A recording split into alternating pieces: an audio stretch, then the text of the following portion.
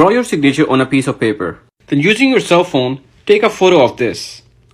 So when you have this photo on your cell phone, send it to your email. Then download that to your desktop. Open it. This is how the signature looks like. Now go to this website and then upload the image to remove the background. This is uploaded on the website. And now with the background removed, you just have your signature. Then you can download this file. Now open the Word document and bring the cursor where you want to put in the signature. Then go to Insert and browse the file and select the file. And that's how you get the signature.